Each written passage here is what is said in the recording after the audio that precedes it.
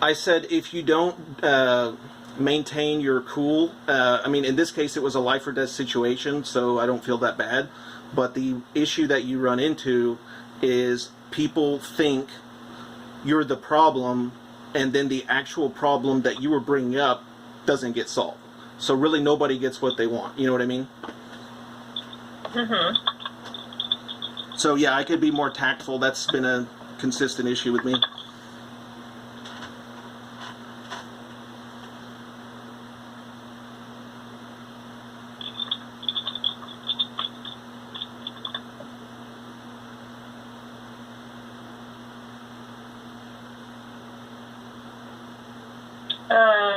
Do you believe there's any others in the department that could have a positive impact on improving the working relationship moving forward?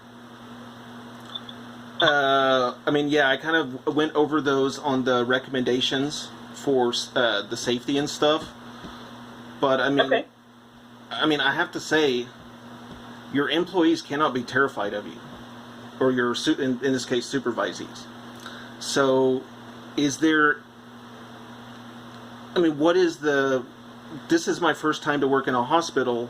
I've worked in medical research institutes, biotechs, industrial labs.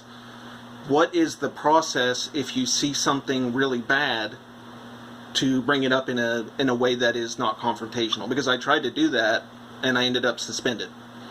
So how can help me to know how to do that better? Certainly appreciate the question, and that might be a conversation we can have in the future, but I don't think right now is the time for that. Okay. I do appreciate you asking. I think, seeking feedback is always a good thing. Well, the other thing, Taylor, is that if this was any normal situation, I would have waited like a month or two to kind of do this more gradually and try to get this done more gradually.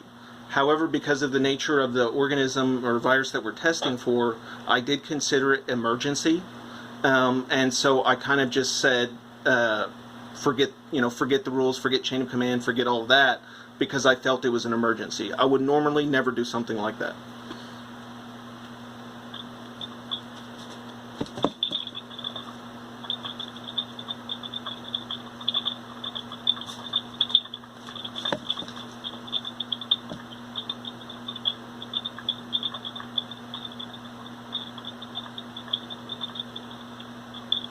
Okay. What is your ideal outcome to this investigation? If possible, I would like my recommendations, at least most of them, to be adopted. Some of them will not be able to, like, for example, the logistics complexity, just because of the huge demand. There's no way to, I don't think, for a while, simplify the logistics until, for example, Thermo Fisher improves production or increases production. They make their stuff in Singapore and Lithuania, and they're building a plant, I think, in St. Louis. So that stuff will be more available within a few months. But yeah, I mean, implement the changes, implement the safety improvements. They're either cheap or low cost. They really don't cost anything. I'm trying to be polite. I don't know how to say this. Have a productive and functional work environment and chain of command that is not a pharaoh and slaves. You have to be able, like a pharaoh and slaves, or a feudal relationship. Because I'm telling you, the way it is in that lab is each of the managers has their basically lackeys, and then it's like essentially a patronage web. That's not good. That's bad. It needs to be the people that are there need to be working together and all following the same rules, and not have favoritism, not have that sort of. It's a lab culture issue.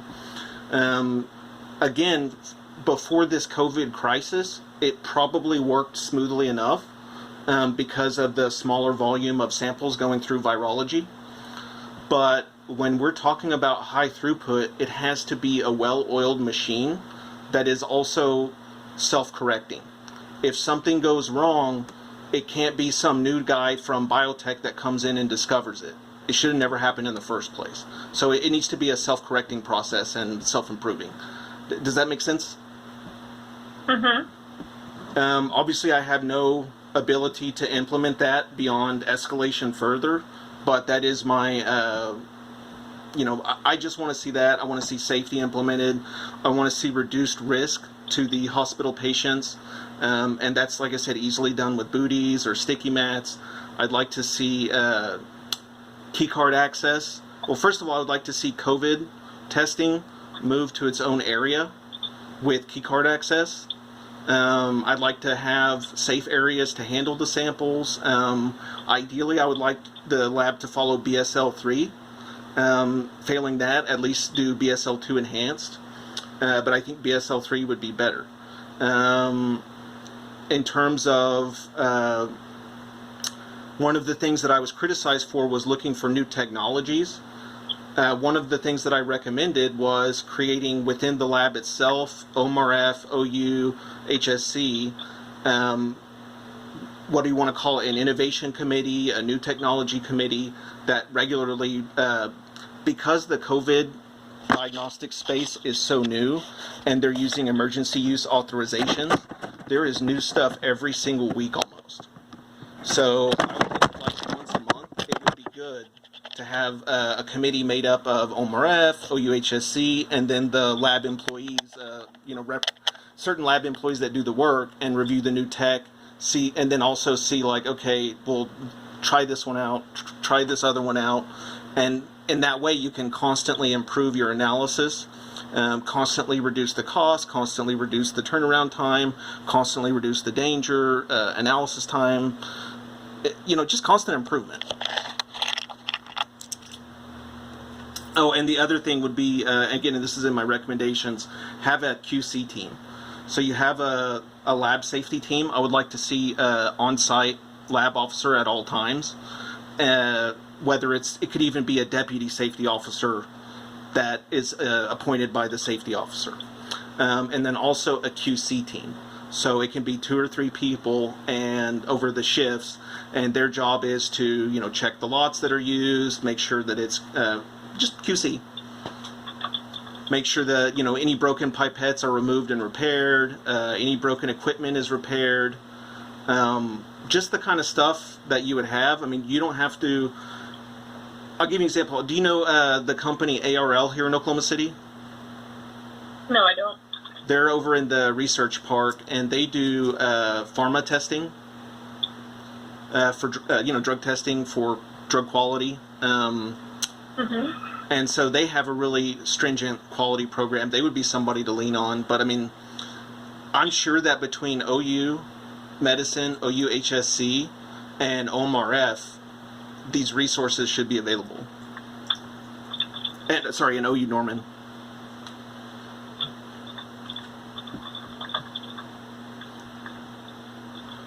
Did you get a chance to review my recommendations?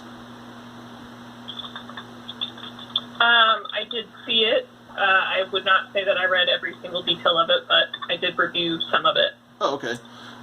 So if you just go through those, if you have any questions, I'm happy to go into it. Some of this stuff is stuff I can help on, some of it's not. But I do know who would be able to help, if that makes sense.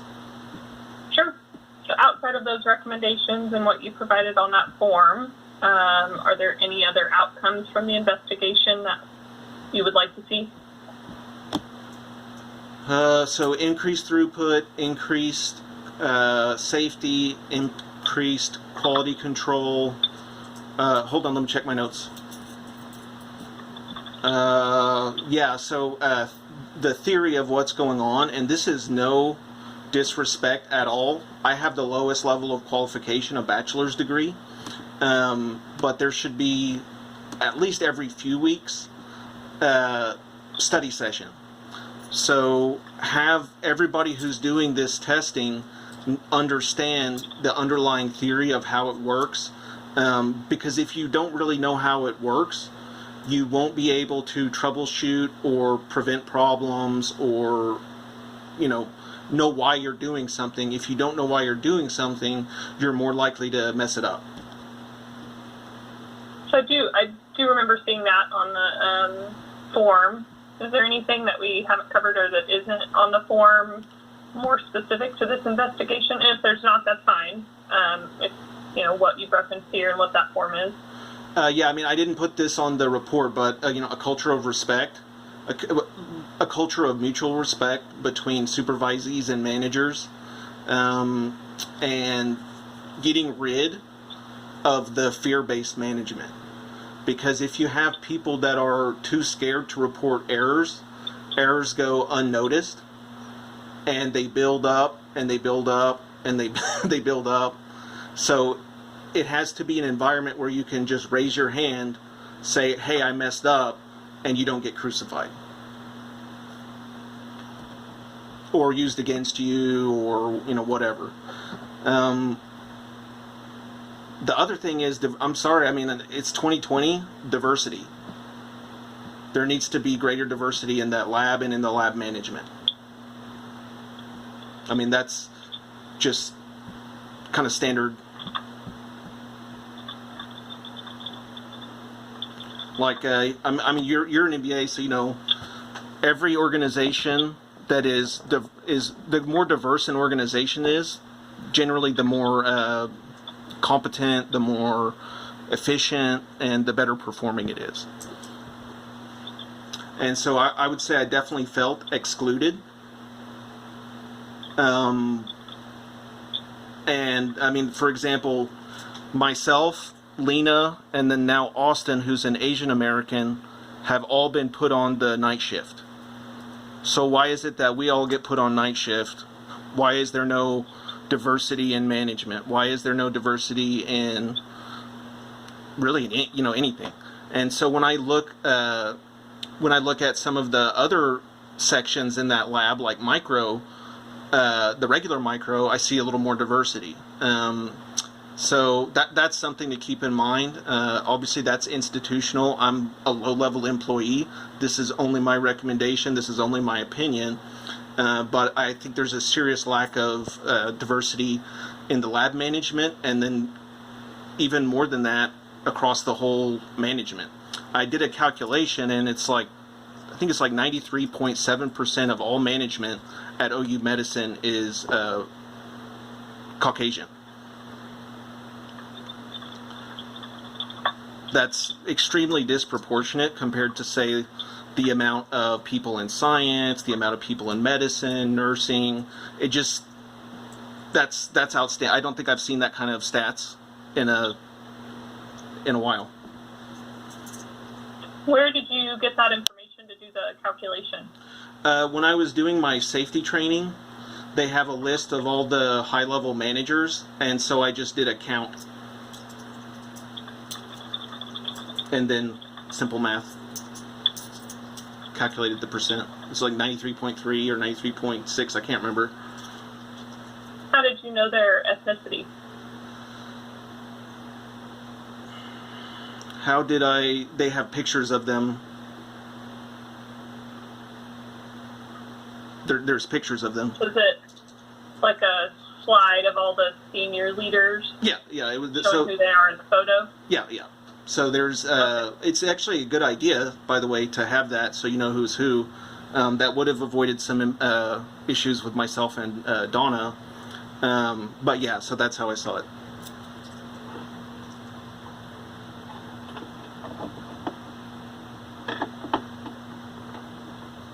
And the other thing is, so there's diversity, obviously, but there's also inclusivity. This whole issue was based on being excluded.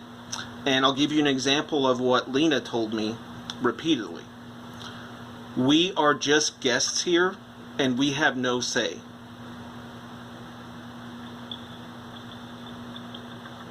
That is literally the epitome of exclusion. Could you help me understand the context of that? Yeah, anytime that I try to improve things, change things, discuss improvements, discuss helping out more, I was told repeatedly that we are just guests and we need to just behave that way. Like, we shouldn't have any impact. Sarah told us that we're guests and we don't have any say over anything going on. And it's like, well, if I'm in the lab handling a deadly viral pathogen, you're not going to exclude me. That's ridiculous. So, I mean, I think the people that do this stuff should not be excluded from safety decisions. They should not be excluded from providing input. I mean, it's pretty standard now that the more diverse and inclusive, the better your performance. Okay. Do you have anything to add that we have not already discussed, that you have not already submitted, that would help with the thoroughness of the investigation? Well, first let me ask you a question. Have you been down to that lab yet, or has anybody besides the people working there? I have been to the lab. Okay. Had they changed any of these issues that I brought up, or are they still in place? I'm not going to answer that question. Okay. Do you plan on taking any action? Can't tell you any results of the investigation until I have it completed. So I need to complete speaking with everybody and a full document review before I can tell you anything about the investigation. Okay, cool. And then what do you think the timeline would be on that?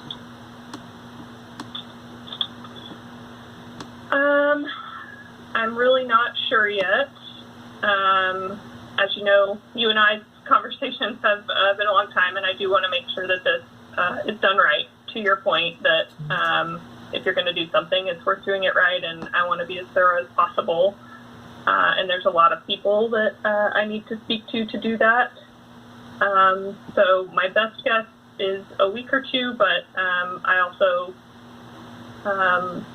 know this is important and want to make sure it is responded to as timely as possible. Excellent.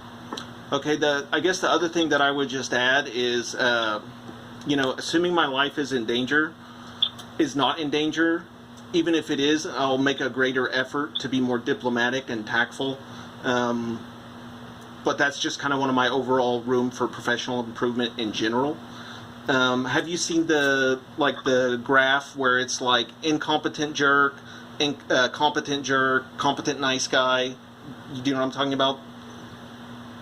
No, I don't.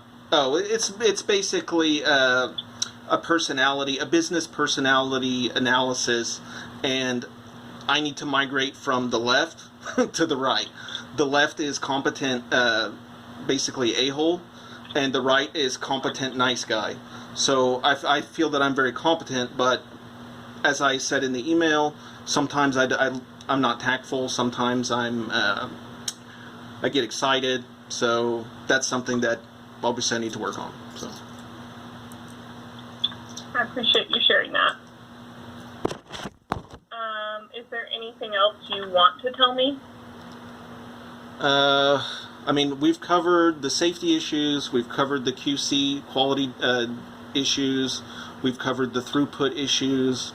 So did we talk about, for example, bulk manufacture of reagents? Did we cover that at all, or? Let's talk about that. Let me scroll up.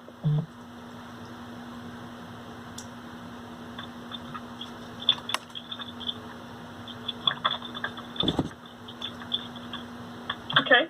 Why don't you tell me about that?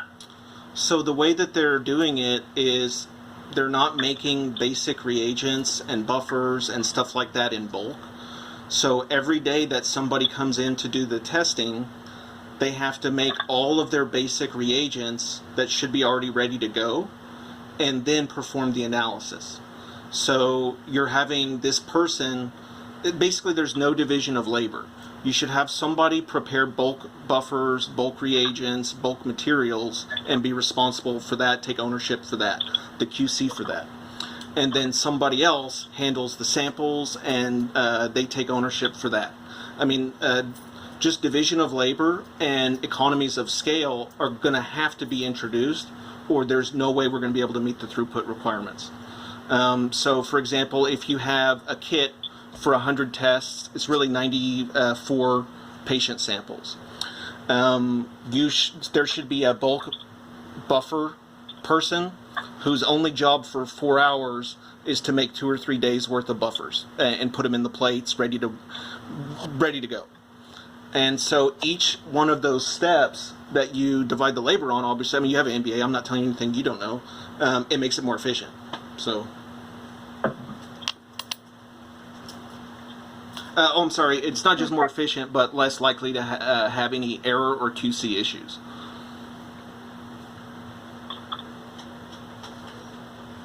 Are there any regulations on that topic?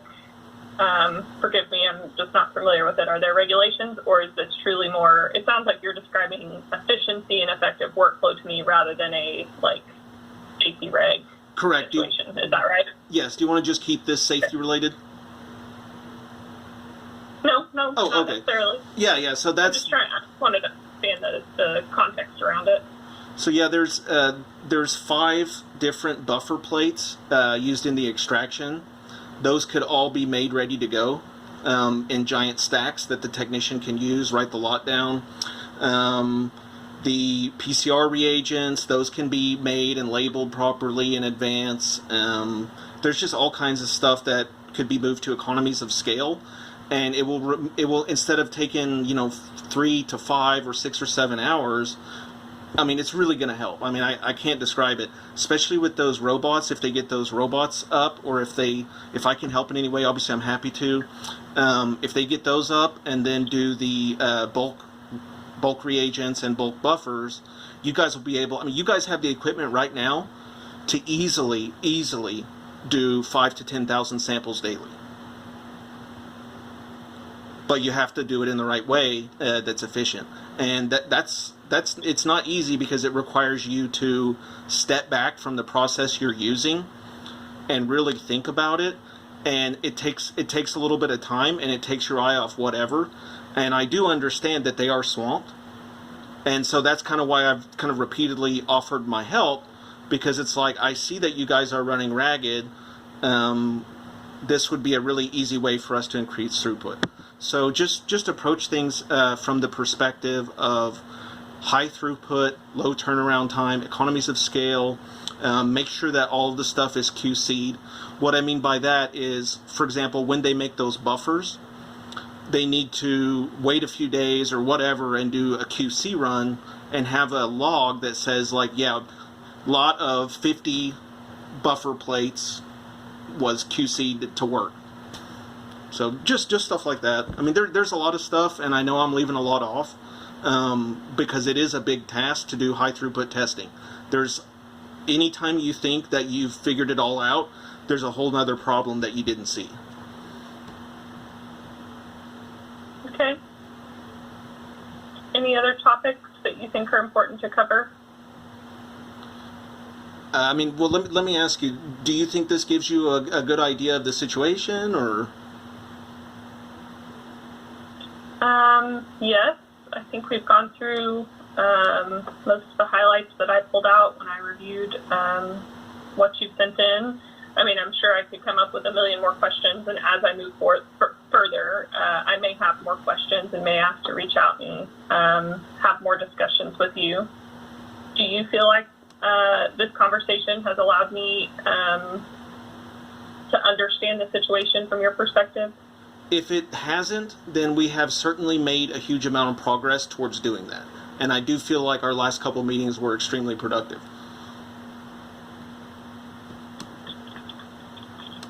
What else? Yes, I mean, the other thing is, if we could revisit, I would like to revisit the issue of COVID testing. So I think it would be not just appropriate, but the minimum to offer regular testing to COVID lab personnel and obviously the nurses and physicians that directly deal with COVID-19 patients. The policy as it is doesn't really make sense. On top of that, there's at least 4 or 5 different platforms they're using for COVID-19 testing, half of which are literally just sitting in piles and boxes. So there's really no excuse to limit regular testing of people that come in contact with it. So I would like to see that implemented. I don't know what that would be something for a MD, how often you should do it. Maybe 2 weeks, every month. I don't know. Okay. But yeah, that's more of an MD public health thing. I mean, what is that? Do you think that's a bad idea? What do you think about that? I don't necessarily have an opinion. Okay. The other thing is, I'm not trying to tell you what to do. I'm just telling you what is reasonable. If I call employee health with a concern and they report me to my supervisors for bringing up a concern and get me in trouble, I don't know if that's legal, and it's certainly not ethical. So how does that get resolved? We talked about that yesterday, and I do have that written down. Okay. Sorry, I'm just trying to go through any stuff I may have left out. If I'm repeating myself, forgive me. No problem. Let me see. Oh yeah, real audits. This is my opinion, you should bring outside safety auditors in. That would be the easiest way. I'm sure there's a variety of consultants, even if you don't bring them from OMRF or OU or OUHSC.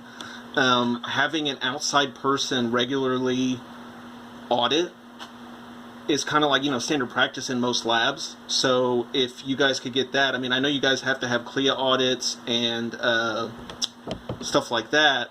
So if there was like some group that you could engage to do your safety audits, that would be great. Just process improvement. Okay. Let me go through my notes. I'll see if there's anything else. I'm sure I'm forgetting something. Did restricted access. I don't think that until the COVID thing is over, the break room should be used. So they should go eat lunch or whatever somewhere else, because they're all sitting without masks on in the break room for 30 minutes a day. So, that's just an incubator. So there's areas on the lobby and first floor and places like that to sit, and assuming they're wearing the booties or using the sticky mats, they're not going to be tracking anything. But at least through this process, I would not use the break room for the purpose of social distancing. Okay. Okay, hold on, sorry. Okay. Yeah, that was the other thing. This is more efficiency. Rather than using regular, so if you do high throughput testing, you just want to run as many as you can at a time, but at regular intervals. So for example, in an industrial lab, they'll have 3 or 4 runs daily at roughly the same time within 20 to 30 minutes or so. The way they're doing it now is they actually sit and wait until they have a full plate. So there's like a 3 to 4 hour window when they start. And so each time you're performing this entire test, obviously this will go away once economy of scale is brought in, but every time you do the test, it could be at 8 p.m., it could be at 11 p.m., it could be at 3 a.m. And so for the high throughput, high setup stuff like the TAC path, it would be better to have 2 or 3 daily runs every day, whether or not it's full. They have strips that allow you to not waste stuff, so you don't have to waste the whole plate. They offer like sub-plates, more or less. And then if, let's say, something comes in the middle of the night and a doctor needs this result right away, use the more rapid, easy methods that are lower throughput. Those are the Diasorin method, the BioFire method, and then the, Cepheid method. So if you just use those low throughput but easy and quick ones for the emergency stuff, and then you have regular high throughput processing, that's going to make everything easy. It's going to make everything more organized. People will be focusing at the exact same time every day. You don't want to have somebody off of their work clock. It's just ways to reduce error and improve performance. Okay. Let's see. I already mentioned QCing the data and checking for false positives, negatives, junk data, all that stuff, cross-contamination. I'm sorry, this is a big one. Environmental monitoring of the hallways. I may have already said that. Did I already mention that? Do you mean the hallways for the storages? No, so there should be environmental swabs and tests for COVID-19. You can probably, there's commercial kits already validated. For example, Thermo Fisher, whose system we're using, has a compatible system with the equipment that we already have. So basically you would swab, you don't have to necessarily do it. I would do the lab every day. So you just go to it's like a sponge.